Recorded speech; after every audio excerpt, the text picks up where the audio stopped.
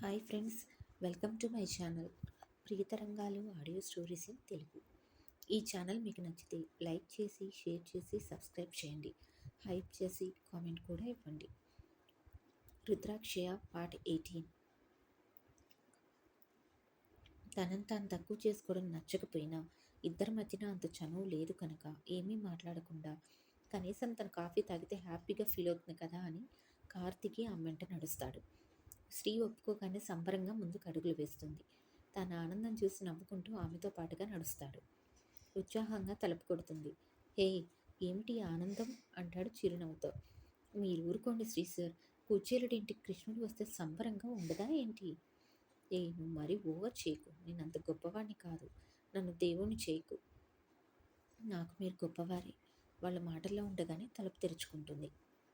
కమలమ్మ తలుపు తెరిచి ఆకృతి పక్కన మన అనుపుని చూసి ఎవరో అర్థం కాక పక్కకు తప్పుకుంటుంది. ఇద్దరూ లోపలికి వస్తారు. మా బాస్ పెద్దమ్మ. అవునా, నమస్తే బాబు అంటూ వినయంగా నమస్కరిస్తుంది ఆమె. రోడ్డు మీద ఒక ఆకతాయి అల్లరి చేయబోతే అటుగా వెళ్తున్న సార్ చూసి అతను నన్ను ఇబ్బంది పెట్టకుండా కాపాడి తీసుకువచ్చారు. తను ఎందుకు అలా చెప్పిందో అర్థం చేసుకున్న అనూప్ మౌనంగా ఆమె వైపు చూస్తాడు. మీకు కాఫీ తీసుకువస్తాను సార్ అంటూ కిచెన్లోకి వెళ్తుంది ఆకృతి. మీకు చాలా కృతజ్ఞతలు బాబు. ఆకృతికి ఏమన్నా అయితే చాలా బాధపడవలసి వచ్చేది. ఇంటి భారాన్ని మొత్తం ఒక్కతే మోస్తుంది. తండ్రి లేడు, తల్లి ఉన్నా లేనట్లే. పసిపాప లాంటి తల్లిని చూసుకుంటూ ఇంకా ఆమెకు ట్రీట్మెంట్ ఇప్పిస్తూ కష్టపడి బతుకుతుంది. మొన్నటిదాకా తినటానికి తిండి కూడా లేక ఇబ్బంది పడేది. ఇప్పుడు ఉద్యోగం వచ్చిన తర్వాత ఆకృతికి ప్రశాంతంగా ఉంది అంటూ చెప్తుంది కమలమ్మ. ఆవిడ చెప్పిన మాటలు విని అనూప్కి ఆకృతి తల్లికి ఏదో సమస్య అని అర్థమవుతుంది. కిచెన్లోకి వెళ్ళిన ఆకృతి వేగంగా కొంచెం పిండి కలిపి అప్పటికప్పుడు పకోడీలు చేసి ఇంకా మంచి స్ట్రాంగ్ కాఫీ పెట్టుకొని తీసుకువస్తుంది. అవి చూసి ఇప్పుడు ఇవన్నీ అవసరమా అంటూ అడుగుతాడు. అవసరమే సార్. మరలా నాకు ఈ అవకాశం అనబోతున్న ఆకృతిని ఆపి తింటాను. నువ్వు మరలా భారతం మొదలుపెట్టకు అంటూ పకోడీ తింటాం మొదలు పెట్టబోతాడు. ఆకృతికి మాత్రం చెప్పలేనంత హ్యాపీగా ఉంటుంది. తన చిన్న ఇంట్లో అనూప్ కొద్దిసేపైనా ఉండడం. కొంచెం తిని కాఫీ తాగుతాడు. థ్యాంక్స్, నీ పకోడీ ఇంకా కాఫీ రెండూ బాగున్నాయి. థ్యాంక్స్ సార్ అంటుంది సంతోషంగా. అవును, మీ పెద్దమ్మనా అంటూ అడుగుతాడు కమలమ్మ వైపు చూసి. అవును అంటుంది ఆకృతి. లేదు బాబు, పెద్దమ్మ అని పిలుస్తుంది అంతే. నేను పెద్దమ్మని కాను అంటుంది నవ్వుతూ. పెద్దమ్మ ఇప్పుడు అవసరమా అంటుంది చిరుకోపంగా. అవసరమే అంటూ అనూప్ వైపు తిరుగుతుంది కమలమ్మ. నేను ఇక్కడ ఆకృతి వాళ్ళ అమ్మని చూసుకోవడానికి పని చేయడానికి వచ్చాను బాబు.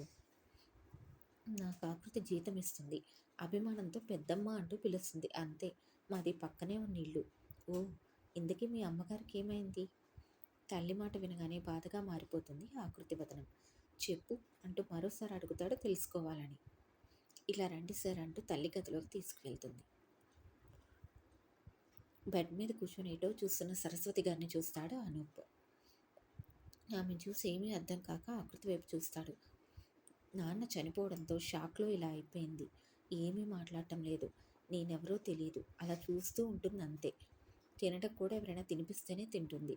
ట్రీట్మెంట్ చేపిస్తున్నాను. నాకు ఉన్న ఒకే ఒక లోకం తను అంటుంది కన్నీళ్లతో తల్లివైపు చూస్తూ. మీ అమ్మకు తప్పకుండా నయమవుతుంది. నువ్వు ఇలా ప్రతిదానికి ఏడవకు అంటూ కళ్ళు తుడుచుకుంటుంది. సరే, నేను బయలుదేరుతాను. అలాగే అనడంతో బయటికి నడుస్తాడు అనూప్. తనతో పాటుగా కారు దాకా వస్తుంది ఆకృతి. థ్యాంక్స్ సార్, పిలవగానే మా ఇంటికి వచ్చినందుకు అంటుంది స్వచ్ఛమైన చిరునవ్వుతో. చిన్నగా నవ్వి కార్ స్టార్ట్ చేస్తాడు అతను. కారు కనుమరుగు అయ్యేదాకా చూసి లోపలికి వెళ్ళిపోతుంది. ఇంటికి వెళ్ళినాను. ఫ్రెష్ అయ్యి హాల్లోకి వచ్చేసరికి అర్పిత కూడా వచ్చేసింది తన రూమ్ నుండి బయటికి. అందరూ కలిసి మాట్లాడుకుంటూ డిన్నర్ చేస్తారు. డిన్నర్ తర్వాత బయటికి వచ్చి లాన్లో కూర్చుంటారు. ఇంకేంటి విశేషాలు అంటూ పిల్లలిద్దరినీ అడుగుతారు భరత్ గారు. అర్పిత ఏమీ లేదు డాడ్ అంటుంది. అనూప్ మౌనంగా ఉండడం చూసి ఏమైనా చెప్పాలా నందు అంటూ అడుగుతారు కొడుకు వైపు సూటిగా చూస్తూ భరత్ గారు. హా డాడ్, త్రినేత్ర గారు అంటూ మాట్లాడబోయి క్షణం పాటు అర్పిత వైపు చూస్తాడు. అర్పి, నువ్వు పడుకో అంటుంది అంజలి కొడుకు మౌనం అర్థం చేసుకొని. మూత ముడిచేస్తుంది అర్పిత. నా దగ్గర మీరు అన్నీ దాచేస్తున్నారు అంటూ. ఉండనివ్వు మామ్, తనకు కూడా తెలియాలి కదా అంటూ ఆ రోజు నా కారులో పుస్తకం దొరికింది కదా, అందులో ఏముందో తెలుసా? బ్రో, ఏదో కవిత ఉందన్నావు కదా, అది కవిత కాదు, ఒక మనిషి జీవితం అంటూ ఆ కవిత అర్థం ఇంకా తను తెలియక కాపాడలేకపోవడం, ఇంకా త్రినేత్ర గారు చనిపోవడం, వాళ్ళ బంధువుల వైఖరి, ఇంకా తానే మరుభూమి వరకు తీసుకువెళ్ళడం వరకు అంతా చెప్తాడు. అర్పిత అంతా విని భయంతో తల్లి చేతిని చుట్టేస్తుంది. ఇంత జరిగిందా అంటూ. నువ్వు కంగారు పడతావని చెప్పలేదు మేము. కానీ ఇప్పుడు చెప్పవలసిన సమయం వచ్చింది కనుక చెప్తున్నాను అంటూ చెల్లి వైపు చూస్తాడు.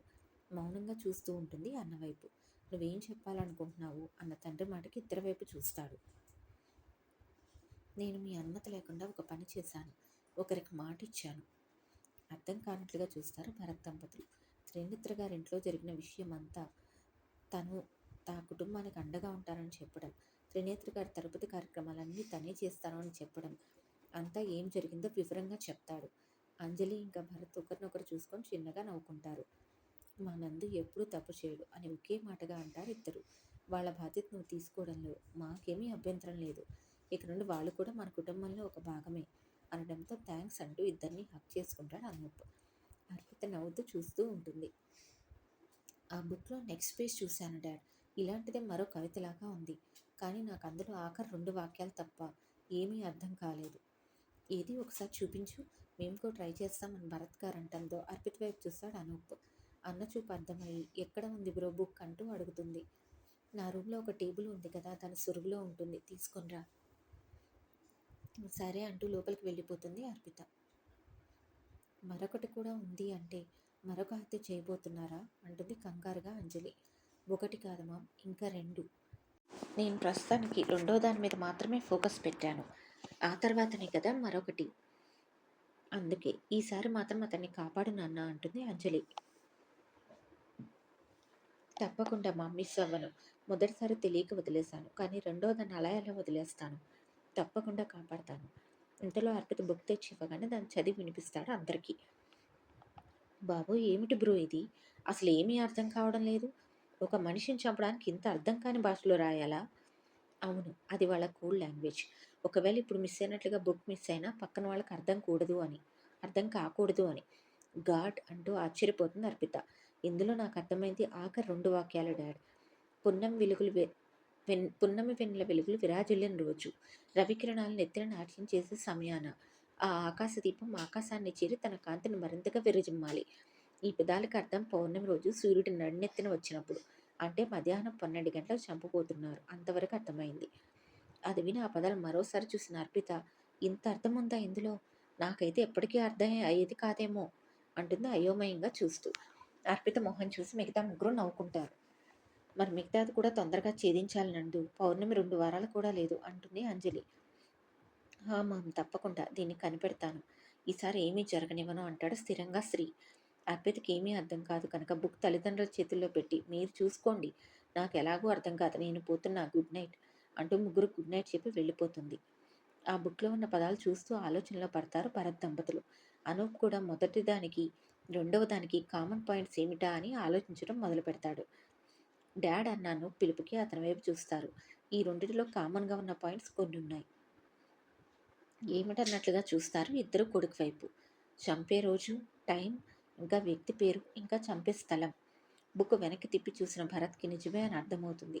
మనకు చంపే రోజు ఇంకా తేదీ తెలిసిపోయింది. కానీ ఇక ఆ బుక్లో మిగిలిన పదాల్లో చంపబోయే వ్యక్తి పేరు, చంపబోయే స్థలం పేరు కూడా తప్పకుండా ఉంటుంది. నిజమే, తప్పకుండా ఆ వివరాలు కూడా అందులోనే ఉంటాయి అంటూ ముగ్గురు పట్టి చూస్తారు ఆ వాక్యాల్ని.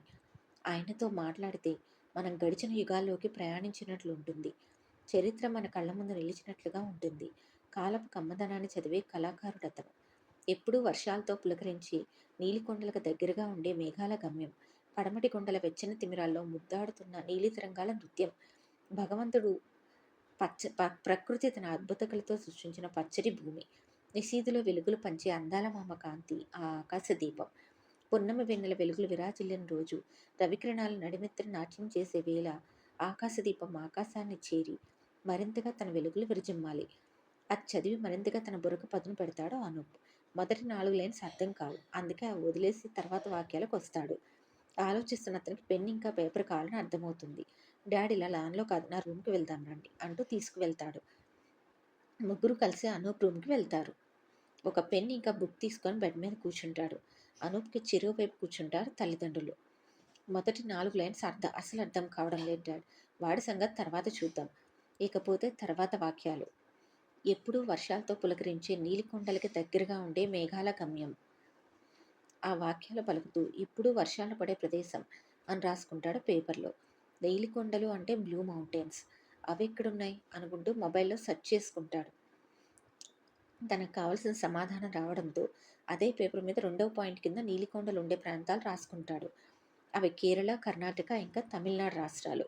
కొడుకు ఏం రాస్తున్నాడో అర్థం కాక, "ఏం రాస్తున్నావురా?" అంటూ అడుగుతారు భరత్ గారు. నీలికొండలు అంటే బ్లూ మౌంటైన్స్. అవి ఉండే రాష్ట్రాలు ఇవి. కేరళ, ఇంకా కర్ణాటక అండ్ తమిళనాడు. అందుకే అవి రాశాను. ఈ 3 ప్రాంతాల్లో దేనిలోనో ఒక దానిలో అతన్ని చంపబోతున్నారు. బహుశా అతను నివసించే ప్రాంతం కూడా వీటిలో ఒకటి అయి ఉండవచ్చు. కొడుకు తెలివికి ఆశ్చర్యంగా చూస్తారు వాళ్ళు.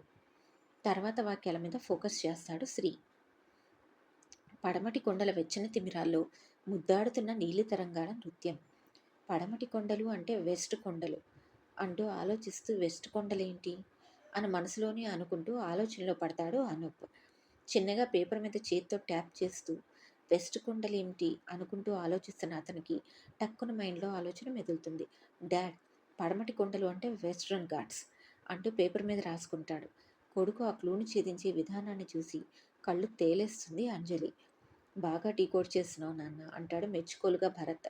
ఆర్పి కనుక ఉండి ఉంటే ఇప్పుడిక్కడ ఈ డీకోడ్ అంతా చూసి కళ్ళు తిరిగి పడిపోయేది అంటుంది అంజలి నవ్వుతూ. తండ్రి కొడుకులు కూడా నవ్వేస్తారు ఆ మాటకి. నా కూతురు పిచ్చిది, దీనికి బంగారం లాంటి వాడిని తెచ్చి చేయాలి అంటుంది నవ్వుతూ అంజలి. ఆ మాటకు చేస్తున్న పని ఆపి తల్లిదండ్రుల వైపు చూస్తాడు అనూప్. వెంటనే మన గుమ్మం దగ్గర జరిగిన సీన్ గుర్తుకు వస్తుంది. మామ్, డాడ్ అంటూ పిలవగానే కొడుకు వైపు చూస్తారు. మన అర్పితకి అఖిల్ జోడీ అయితే ఎలా ఉంటుంది? కొడుకు అలా చెప్పగానే ఇద్దరూ ఆశ్చర్యంగా చూస్తారు. తన వైపే చూస్తున్న వాళ్ళని చూసి, ఎందుకలా చూస్తున్నారు? అఖిల్ మీకు నచ్చలేదా? నేనేమైనా తప్పుగా మాట్లాడానా? అంటూ అడుగుతాడు. నా కొడుకు ఎప్పుడూ తప్పు చేయడు, ఇంకా తప్పుగా మాట్లాడు. నువ్వు సడన్గా అఖిల్ పేరు చెప్పేసరికి మాకేమీ అర్థం కాలేదు అంతే. వాడు చాలా అంటే చాలా మంచివాడు నాన్న. వాడు చేసిన తప్పు అర్హత లేని అమ్మాయిని ప్రేమించడం అంతే. అమ్మ ముందు ఇలా చెప్పకూడదు కానీ వాడు ప్రేమలో ఉన్నప్పుడు కేవలం ప్రేమించాడు కానీ ఎప్పుడూ హద్దులు దాటలేదు. ఆ ప్రేమలో కనీసం ఆ అమ్మాయికి ముద్దు కూడా పెట్టలేదు. అంత మంచివాడు. భరత్ దంపతులు అఖిల్ని ఒకసారి గుర్తు చేసుకుంటాడు. ఆ రూపం ఇంకా అతని వ్యక్తిత్వం అంతా సవ్యంగానే అనిపించడంతో ఒకరి మొహం ఒకరు చూసుకుంటారు పరస్పర అంగీకారం కోసం. తర్వాత కొడుకు వైపు తిరిగి మాకు ఓకే, కానీ అసలు వాళ్ళ సంగతి ఏంటి అంటాడు భరత్. తల్లిదండ్రులకు అఖిల్ నచ్చడంతో చాలా హ్యాపీగా ఫీల్ అవుతాడు అనూప్. మీకు నచ్చాడు కదా, అది చాలు. వాళ్ళిద్దరి సంగతి నేను చూసుకుంటాను. వాడు చాలా మంచివాడు. ఒకసారి ఇష్టపడితే చెయ్యి వదలడు. ఇప్పుడు నన్ను ఎలా అయితే వదలకుండా ఉన్నాడో అలాగే. అదైతే నిజమే. మా ఒక స్ట్రాంగ్ కాఫీ ప్లీజ్. ఇది డీకోడ్ చేస్తుంటే బుర్ర హీట్ ఎక్కుతుంది. సరే అంటూ అంజలి కిందికి వెళ్ళిపోతుంది. మీరు కూడా పడుకోండి డాడీ, ఇప్పటికే లేట్ అయిపోయింది. రేపు చూడొచ్చులే. నువ్వు కూడా కాఫీ తాగి ఇక పడుకో. మిగతాది రేపు చూసుకుందువు గాని. కొద్దిసేపటికి అంజలి కాఫీ తీసుకొచ్చి ఇస్తుంది. తొందరగా పడుకోమని చెప్పి ఇద్దరు వెళ్ళిపోతారు. పడుకుంటే ఎలా? అసలే టైం తక్కువ ఉంది. ఎలాగైనా ఈరోజు దీన్ని సాధ్యమైనంత వరకు డీకోడ్ చేయవలసిందే అనుకుంటూ కాఫీ తాగుతూ బాల్కనీలోకి వెళ్ళిపోతాడు. కాఫీ తాగుతుంటే ఆకృతి పెట్టించిన కాఫీ, ఇంకా శ్రీశర్ అన్న ఆమె పిలుపు గుర్తుకు వచ్చి చిన్న చిరునవ్వు అతని పెదవులపై వచ్చి చేరుతుంది. ఇంత క్రితం ఆకృతిని దిలీప్ నుండి సేవ్ చేసినప్పుడు తన మాట మాత్రం నోటితో చెప్పకుండానే తన కంటి చూపులో ఏడవద్దు అన్న మాటను అర్థం చేసుకొని వెంటనే కళ్ళు తుడుచుకోవడం గుర్తుకు వస్తుంది. అప్పుడే మరోసారి కూడా తను ఏమీ మాట్లాడకుండా తన కంటి చూపుతో తన మనసును అర్థం చేసుకుని దిలీప్ చెంప పగలగొట్టింది. ఇప్పటి వరకు అఖిల్ మాత్రమే తన చూపులను అర్థం చేసుకునేవాడు. ఇప్పుడు ఆకృతి కూడా అర్థం చేసుకుంటుంటే, ఇంకా తను పిలిచిన ప్రతిసారి శ్రీసర్ అంటూ తనకెంతో ఇష్టమైన పిలుపుతో పిలుస్తుంటే తెలియకుండానే అతని మనసు సంతోషంతో నిండిపోతుంది. ఇప్పటి వరకు ఉన్న తలనొప్పి మటుమాయమైపోతుంది. అది కాఫీ వలన, ఆకృతి ఆలోచనలతోనా అన్నది అతనికి అర్థం కావడం లేదు. ప్రశాంతమైన మనసుతో మళ్ళీ బెడ్ మీద కూర్చొని వాక్యాలను చూడటం మొదలు పెడతాడు. పడమటి కొండల వెచ్చని తిమిరాల్లో ముద్దాడుతున్న నీలి తరంగాల నృత్యం. పడమటి కొండలు అంటే వెస్ట్రన్ ఘాట్స్. మరి వాటిని ముద్దాడే ఈ నీలి తరంగాల నృత్యం ఏంటి అనుకుంటూ ఆలోచనలో పడతాడు. బాబోయ్, నాకు తెలుగు బాగా వచ్చు కాబట్టి సరిపోయింది. లేకపోతే డీకోడ్ చేయడం చాలా కష్టమయ్యేది అనుకుంటాడు. నీలి తరంగాలు. తరంగాలు అంటే వేవ్స్. అంటే నీలి తరంగాలు అంటే సముద్రపు అలలునా? అవి కూడా బ్లూగానే ఉంటాయిగా. నీలి తరంగాల నృత్యం అంటే సముద్రపు అలలు కదలటమా? అనుకోగానే అదే నిజం అనిపించి అతనికి హ్యాపీగా అనిపిస్తుంది. సో ఫైనల్లీ నీలి తరంగాల నృత్యం అంటే పడమటి కొండల్ని అందంగా తాకే సముద్రపు అలలన్నమాట. వెస్ట్రన్ ఘాట్స్‌ని టచ్ చేసే సముద్రం ఏంటి అని గూగుల్‌లో చెక్ చేయగానే అరేబియా సముద్రం పేరు రాగానే యెస్ అనుకుంటాడు సంతోషంగా. సో, నీలికొండలు కలిగిన ఆ 3 ప్రాంతాల్లో అరేబియా సముద్రం ఏ ప్రాంతంలో ఉందో చూస్తే సరిపోతుంది అంటూ ఆ 3 రాష్ట్రాల గురించి సెర్చ్ చేస్తాడు. ఈ 3 ప్లేసెస్‌లో కేవలం కేరళ, కర్ణాటకలో మాత్రమే అరేబియా సముద్రం ఉంది. తమిళనాడులో లేదు. తమిళనాడులో ఉంది బంగాళాఖాతం. సో, ఈ 3 ప్రాంతాల్లో తమిళనాడు కాదు అంటూ పెన్‌తో కొట్టివేస్తాడు. అంటే కేరళ ఇంకా కర్ణాటక. ఈ రెండిట్లో ఒకటి అతను చంపబోయే ప్రదేశం. ఇంకా ఆ వ్యక్తి ఉంటున్న ప్రదేశం కూడా. మరోసారి తర్వాత లైన్స్ చూస్తాడు. ప్రకృతి తన అద్భుత కళతో సృష్టించిన పచ్చని భూమి. ఈ 2 ప్రాంతాల్లో పచ్చదనంతో నిండి ఉండే ప్రాంతం ఏది అనుకోగానే వెంటనే ఆనందంగా బుక్ ఎగరేసి పట్టుకుంటాడు శ్రీ తనకు సమాధానం దొరకగానే. ప్రకృతి తన అద్భుత కళతో సృష్టించిన పచ్చని భూమి అంటే ఎప్పుడూ పచ్చదనంతో నిండి ఉండే అద్భుతమైన ప్రదేశం కేరళ. ఇప్పుడు మొత్తం ఒక దగ్గర రాసుకుంటాడు ఇప్పటివరకు డీకోడ్ చేసిందంతా. ఎప్పుడూ వర్షాలతో పులకరిస్తూ నీలికొండలు గడిగిన ప్రాంతం, ఇంకా పడమటి కొండలను తన అందమైన అలలతో మరింత అందంగా ముద్దాడే అరేబియా సముద్రం ఉన్న ప్రాంతం, ఇంకా ప్రకృతి తన అద్భుతమైన కళతో సృష్టించిన అద్భుతమైన ప్రదేశం God's own country Kerala. So, అతను చంపబోయే వ్యక్తి ప్రదేశం కేరళ అనుకుంటూ మార్క్ చేసుకుంటాడు.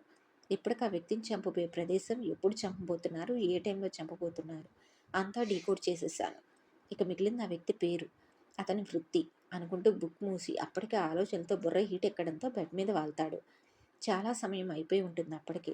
మిగతాది రేపు చూసుకుందాం అనుకుంటూ కళ్ళు మూసుకుంటాడు. ఇప్పటి వరకు ఆలోచనలతో అలసిన అతని మెదడు విశ్రాంతిని కోరడంతో వెంటనే నిద్రలోకి జారుకుంటాడు శ్రీ. ఈ స్టోరీ నచ్చితే సబ్స్క్రైబ్ చేయండి.